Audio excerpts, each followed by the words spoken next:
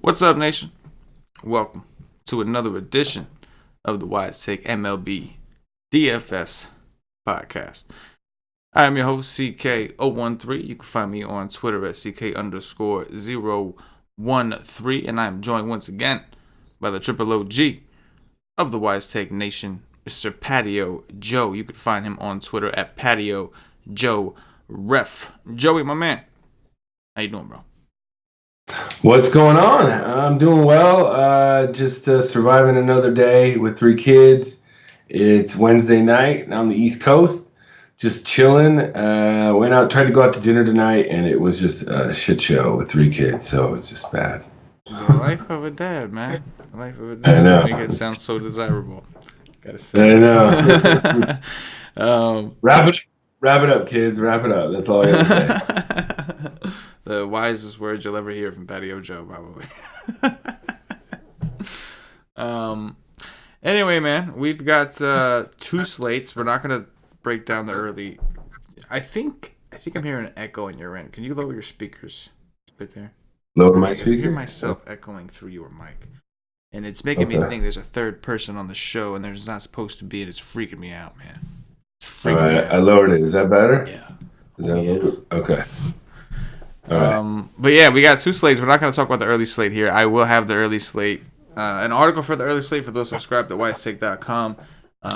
If you have a day pass, that will include that. So I'll have an article for that. The rest of the main slate coverage the rest of the coverage content will be before the main slate.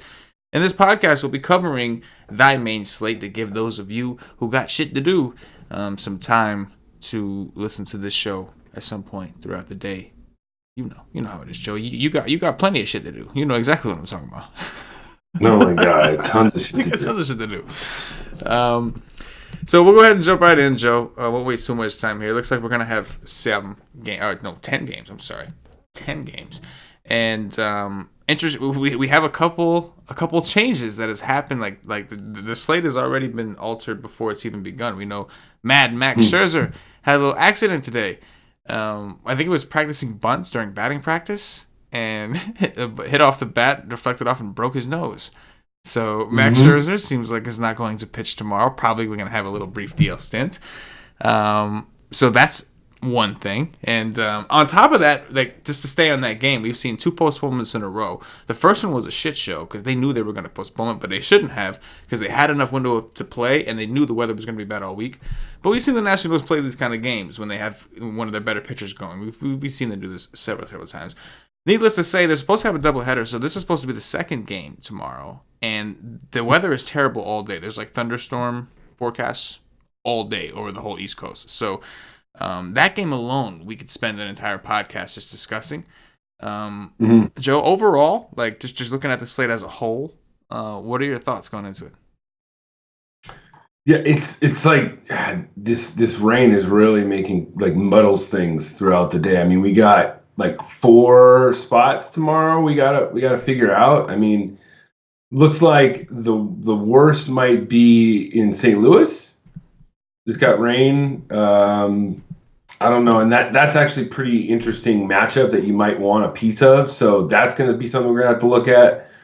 Light rain, it says right now, Detroit and Pittsburgh. I'd probably want to stack the bats there.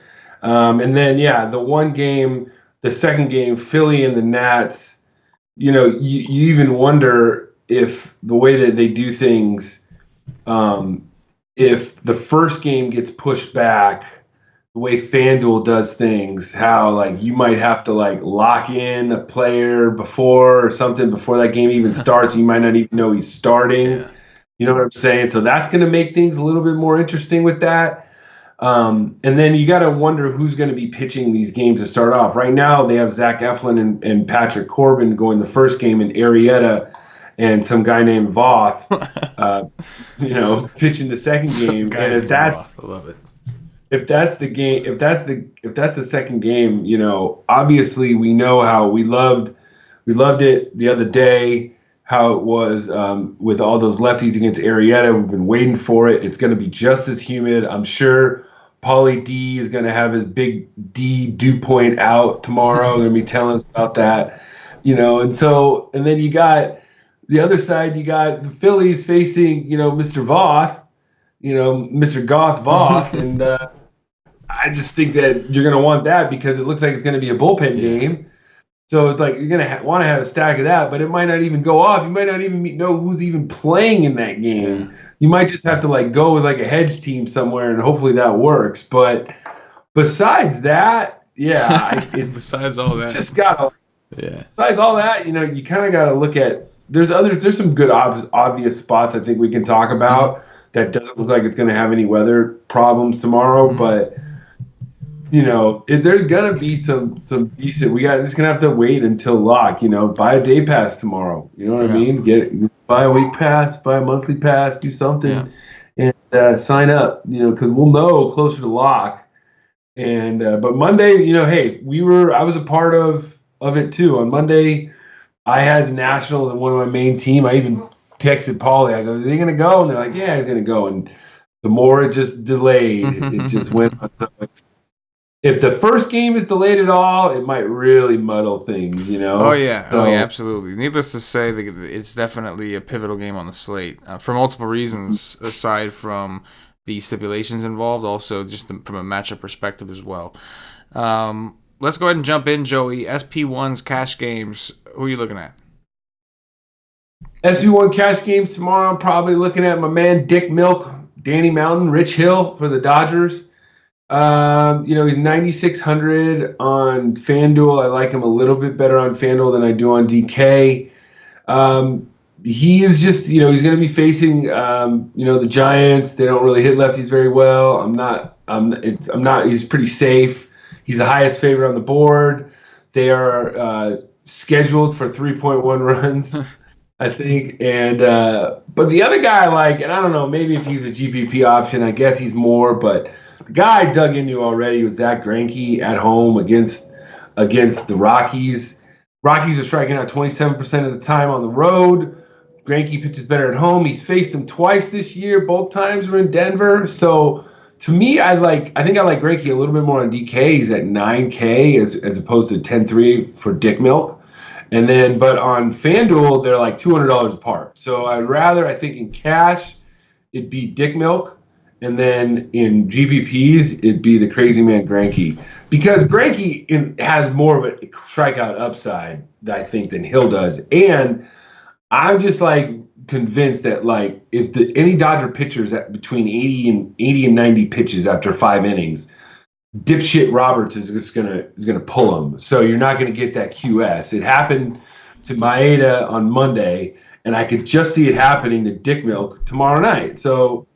You know what I mean? It's just, man. That's my things on Hill. That's the reason. That's my only thing on Hill is that Dave Roberts might fucking, do some shit and just pull him, in the 5th inning again. Man, I thought I was hard on my team. You just every other team you talk about is smooth. You talk about the Dodgers and it's fucking this guy. It's Dick Milk this and it's just damn.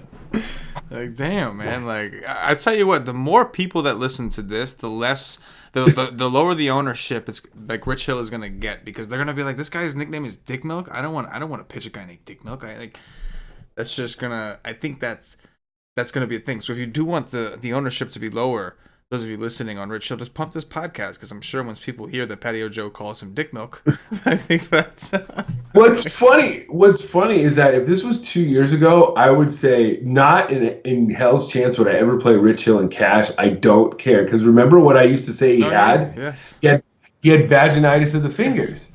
Yes. So you know what I mean? So I just. For me to come around on Dick Milk like this, guys, I kind of like him, okay? Trust me, 2 years ago, I wouldn't even say his name, okay? Because he had vaginitis of the finger. Yeah. All right, so I don't know. I just, his matchup, what else we got going tomorrow? Who else is going tomorrow? I just don't seem like, you could look at Giolito, but he's an underdog against the Cubs, a better offense. I'm just not going to go there. I think he's a decent GPP option, but everybody else, I just can't seem to get behind and say they're a safe option. I'm going to go with it as an SP1. Fair enough. I think I'm with you though. Rich Hill does make the most sense. Just like you said, the Giants, terrible team, also projected for the lowest runs in the slate. So I think that makes sense for cash games. In tournaments, I agree that there's definitely several pivots. Before we get into that conversation, what about SP2s for DraftKings or two pitcher sites? Do any of these guys stand out to you?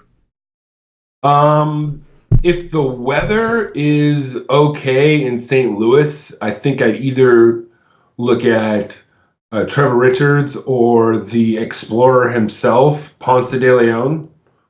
One of those two guys, I think, is just the way to go. The Cardinals just cannot hit any pitching right now. Yeah, they're struggling. So, you know what I mean? Like, I just think Richards at 7-1 ain't bad at all.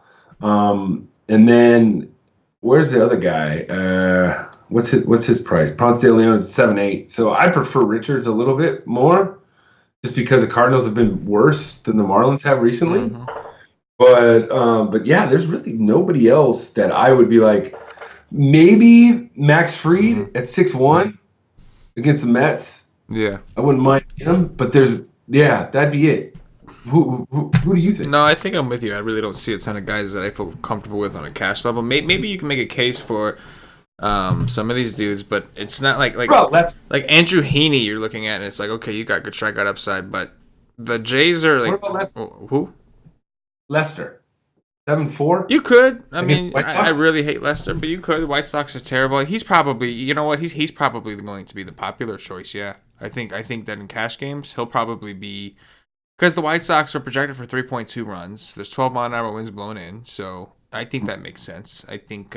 We should call up our man Tulak. Yeah, boy. I know he's a Lester boy. Yeah, I know Tulak. If you're out there, let us know about Lester tomorrow. I don't know. Yeah, Brian, hit us up and let us know on Twitter what the deal is with Lester if you're listening to this. But yeah, of course he listens. But we got to get him on a show soon for sure. We got to bring him on. But anyway, I think that's actually, I don't know how I just completely skipped over him, but you're right. He's the guy that I think is quote unquote optimal for an SP2 if you're trying to save money. It's just based on the Vegas odds alone. Let's go over to tournaments. I know you'd mentioned you like Greinke. Talk to me. Are there any other SP1s aside from Greinke? Like, it sounded like Greinke was your favorite, and if not, any tournament type SP2s? Giolito, obviously on FanDuel, he provides that 12 to 15 strikeout upside tomorrow. I mean, I guess the Cubs could do it. The wind's blowing in, stuff like that.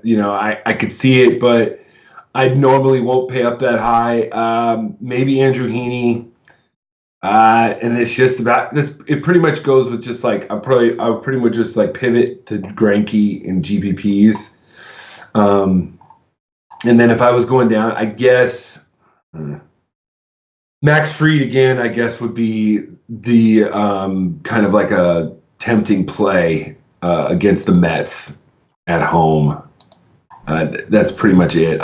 Everybody else I really want to kind of stack against. Yeah, no, I'm with you. I think Giolito is the most interesting. On DraftKings, he's 11-3. He's really, really expensive, but he's been good. And with the winds blowing in and the Cubs, the Cubs can strike out, but that's like half their team is strikeout prone and the other half of their team is very tough to strike out. So what it equals out to is if he pitches well, especially in this environment, as long as he's not walking guys and keeping his pitch count low, he does have the potential for a complete game, because that's kind of what he's been doing, is going very deep into games. So there is some value there in tournaments. His ownership's going to be low. He's an underdog. People just refuse to play him despite the fact that he's good. And we do have other guys like Rich Hill to take some attention off of him. So I think Giolito is a very interesting tournament option. And as far as the cheaper ones go, on Max Fried, I'm with you. Like, the Mets were one of the top stacks tonight. There was a few offenses that went off. And Max Fried has been getting beat up. I played him the last time he pitched, and it burned me. But at the end of the day, I believe that he's a decent pitcher, and he's just been a little unlucky. The Mets are not that great of an offense. And he's 6-1. So, like, that's really, really cheap. In a tournament, you could probably, I'm sure you could use that for some bats. So, I think I'm with you. I think I'm good on pitchers for now. Let's go to stacks. Joe, what are some of the offenses that stand out? Boy, there's a lot that stand out tomorrow. I mean, right now, I would say I like the Twins against Erod at home. I don't know how popular they're going to be, but I just like the Twins at home. We always like the Twins. I like the Rangers against Adam Plutko. The Dodgers versus Drew Pomerantz. The Indians versus Palumbo. And then I like the Angels versus Aaron Sanchez. Those are probably the 4 right now that are sticking out in my head. If I had to rank right now, I'd probably go with the Angels as the chalk. Like, I think that they're going to be the chalk tomorrow. And then the Dodgers the righties in the Dodgers will be very popular. Guys like Freese, Turner, Kike with a Bellinger like wrapped around that. I could see that happening against Pomerantz. Moving up with Erod, I just like the Twins being able to hit lefties really well. So you'll have guys like Nelson Cruz. You know, I always like Polanco. He's a switch hitter. You might have Garver in there tomorrow. So to me, the Twins are another pretty decent stack to look at. I'm not scared of Mr. Erod. And then obviously we've already touched on it. If this game plays in Washington, you got to have a lot of it. You just got to have a lot of it. It's going to go off, especially if the weather's good. If we can find a right lineup, have some sort of semblance, especially if that first game goes off without a hitch, then it's all systems go, I think. And you have to treat it like, okay, we know the lineups. Now we just got to make sure the weather's okay. So that's probably where I'm looking at tomorrow, just starting off that, Dodgers, Twins, and, the Angels are all scheduled or projected for over 5 runs or more. And then probably the D-backs against John Gray wouldn't be bad either. They are projected for 4.9 runs. Yeah, again, a pivotal game is, of course, Washington. We have pivots, so there's other ways to go, but if that game does get a chance to play, it looks like we're going to basically get a bullpen game. The Nationals will be starting Austin Voth, who he's got some strikeout upside, it looks like, according to his AAA numbers, but he's also got an xFIP and ERA both in the 4s, so and that's at the AAA level. So him coming up against a team like the Phillies in what is, I would anticipate to be fairly warm and humid environment, we could see some high dew points here. The Phillies offense looks awesome, but again, that's going to depend on the weather, and at this point, people might just be off of it altogether. And I've been waiting 2 days, now this is going to be the 3rd day, waiting to take some of these lefties like Soto and Adams against Arrieta. I've been waiting, jumping at the bit. It's just not happening. Phillies bullpen also the nut worst against lefties. So I am going to like some pieces in this game. It's just a matter of if it goes off. Outside of that game, I think the first thing people will look at, we don't have a Vegas total yet, but I think people will go back to this Arlington game. The Indians were the ones that went off this time. They could go off tomorrow, but I actually like the Rangers side a little bit against Plutko. They stand out to me a little bit. And I think, like you said, the Angels are worth a look. They're projected for 5.7 runs. Every time we see teams projected for these massive, like unusually high totals, they have been going off. And Aaron Sanchez has been awful. Toronto's bullpen has not been good. So that makes a lot of sense. And as far as like lower owned offenses, I think that the Braves might be one of, not like super low owned, but they could kind of slide in like fairly less owned against Steven Matz, who I think has looked good recently. But this is not a good matchup for Steven Matz. He's going to see a Braves team that is very tough on left-handed pitching. When Markakis and Freeman become some of your weaker hitters against a lefty, because the rest of the lineup is just that good against lefties, it's a little bit of a scary situation for pitchers. So behind Matz, we know there's a terrible bullpen. That's going to be 84 degrees, 63% humidity. I think the Braves offense, I'll go right back there. And they've been one of the hottest in baseball, and I don't mind going right back against Mets and my Mets, who I missed the boat on today. But like you said, like that's the thing. Even with that Philly game with the question marks up in the air, there are plenty of offenses to take shots on. So I think most will just ignore that game, and maybe that's the right move. But I'm with you, Joe. A lot of these offenses are going to be heavily in play. But yeah, I mean, that was quick, but that's going to do it for the slate breakdown. We'll break down the rest tomorrow, ysake.com. Again, for the early slate, I will have an article out for those of you who subscribe, and we'll have all of our main slate content for tomorrow. Patio Joe, Paulie D on the MLB stream. Let's go get him. Speaking of which, if you haven't checked us out at ysake.com, make sure you get over there, get a day pass $2.50, all the costs get in for a day. Come see what it is we do. Come see how we help our members become better DFS players. You'll get access to all the MLB content for one full day. Only thing you won't get access to is the Slack chat. For the Slack chat, you do need to have a monthly membership or higher. So once you try the day pass, you see what it is. Get yourself a monthly membership or higher. Save yourself some money. Get into the Slack. Get the community aspect of what it is here at Wise Take, and chop it up with some of the other members and analysts as well. All right, Joe, cash game core time. So SP1 will go with Dick Milk, as you like to call him. Dick Milk. Yes. Okay. So Rich Hill, aka Dick Milk. SP2 Lester, right? That just seems to make sense. I'm sure that if Brian is listening to this, he is thrilled with that. Who is the top bat you think you want to jam in here? I'm going to go with Mike Trout tomorrow. I think that's the safe answer. I mean, 5.7 runs. As of right now, we don't have the Cleveland or Ranger total, so as of right now, it's showing us the highest. I'm cool with that. Well, you know why I like it with Trout? Because he normally hits second.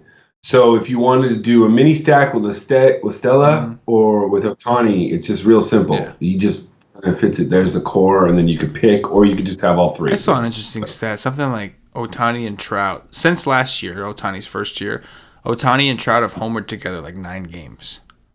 Yeah. And Ohtani's missed a lot of time. So that's kind of interesting. Is there a value guy on FanDuel, Joey, that kind of pops out, poking his little head out? Poking. You know, poking it, little turtle head action. Poking little 8Ds out. Let's see. Let's go with Jared Dyson. Is he cheap over there? Oh. 2,900. Damn, he's 5-1 on DraftKings. He's getting all kinds of respect over here, man. He's getting all kinds of respect. Oh boy! Wow. Okay. What about? Okay. What about Dominic Smith? Is he going to be playing tomorrow against Fried? Probably not. I doubt that they play him against the lefty. I don't know. Yeah. Okay. Kike. No. Yeah. On draft. No. I know. David Freese. Okay. David Freese. Assuming Kike is leading off 3,200 against Drew Pomeranz. On DraftKings, I think it's Kike. Or Taylor, either or, probably both, really, right? Like if Taylor bats 5th, you got him 3-3, Kike 3-2. That seems to work. Even Justin Turner at 3-1, they're all cheap, so you could probably have some fun here. Top 3 pitchers overall.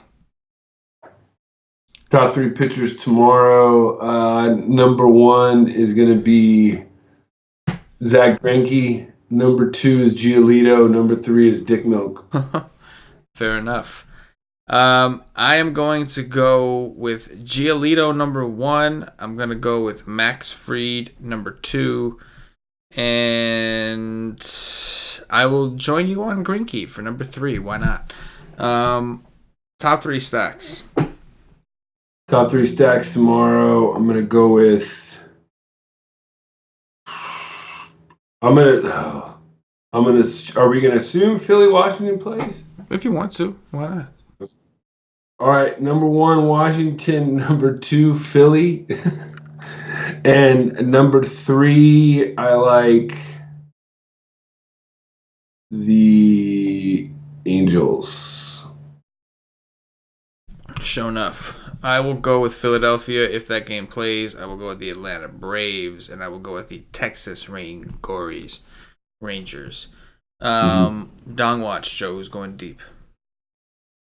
Nelson Cruz against a lefty. That's a commandment. I get it.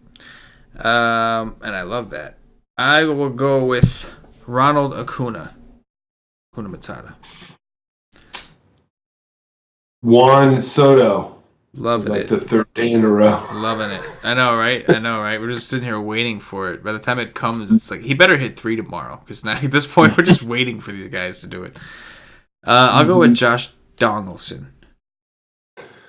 And I'm going to go with the guy who seems to be heating up lately, Jose Ramirez. Yeah, I like that. J-Ram finally getting it going, it looks like.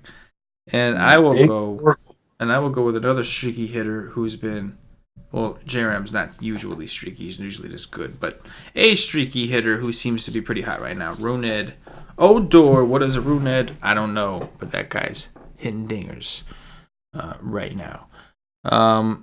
That's going to do it for the Wise Take DFS podcast. If you're watching on YouTube, please click that thumbs up, that like button, subscribe to the channel. If you're watching on Facebook, give us a like and a share to support the Wise Take Nation. If you're watching on Twitch or Twitter, give us a follow, give us a retweet. And if you're listening to us on Podbean or iTunes, give us some 5-star reviews. Joey, anything in closing before we get up out of here? Guys, just be sure to check the weather tomorrow. Lots going to depend on that game in Philly and Washington, and check on that first game. Make sure that first game goes off with a hitch, especially if you play FanDuel. They just seem to do weird things when it comes to games like that. So be sure to just, be sure to check the weather tomorrow. It's going to be another very crucial aspect of being successful. Boom. Dropping them. For Patio Joe, for myself, the entire Wise Take Nation, as always, good luck. Peace.